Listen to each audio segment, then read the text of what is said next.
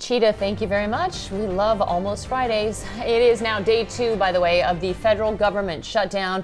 And right now, Congress remains deadlocked. Thousands of federal workers are facing furloughs and possible layoffs. So both sides of the aisle are digging in as expected and blaming the opposing party. Listen.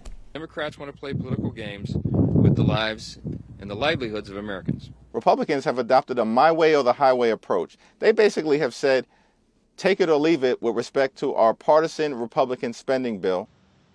Both sides are trying to find support, of course, for their measure. Yeah, so when we talk about finding the votes, we need to talk about who holds the power. Because of the 60-vote rule in the Senate, it's not just party line politics.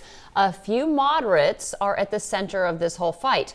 Nevada Democrat Catherine Cortez Masto, Pennsylvania's John Fetterman, and Maine Independent Angus King have all sided with Republicans on recent votes. On the GOP side, Alaska's Lisa Murkowski is seen as a potential swing voice as well. Not just the Senate here. Some House Republicans in tight districts are also pushing for things like protecting Affordable Care Act subsidies, so their pressure could end up changing the conversation as well. Now, we are seeing impacts on federal employees right here in Houston. So we're going to talk about NASA's Johnson Space Center first. Jalissa Garza live in the newsroom with that part of the story.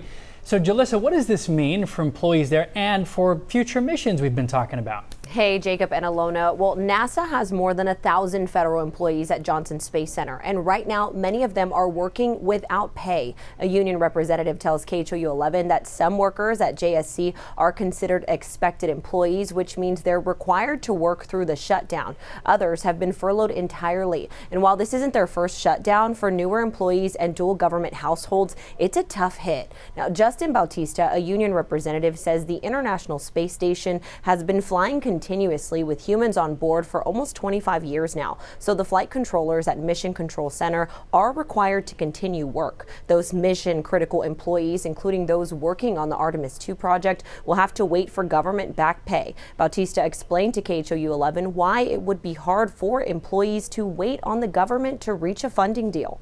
The law that was passed after the last shutdown compels Congress or mandates Congress to ensure that we have back pay once the government is reopened. So on some level, that's reassuring because before that law, it was really unclear. There was no guarantee about back pay. But of course, Troy, that doesn't take care of the bills that are due tomorrow. Now, on Tuesday, a NASA spokesperson told KHOU 11 that essential and safety critical activities remain operational. But when our team called the Johnson Space Center news desk for comment, the response was a furlough message that said, "I am in furlough status, therefore I'm unable to respond to your message at this time." Now, as for visitors, you may not notice much difference there. Space Center Houston, which is operated independently of NASA, is still open. Bautista says WellBuy Financial, the credit union for NASA employees, is now offering furlough relief loans. NASA has also posted resources online for workers seeking unemployment support. And coming up on KHOU 11 Plus, we'll continue breaking down the very latest. So be sure to download the app on your smart TV and stream us for free. Alona. All right, Jalissa, thank you.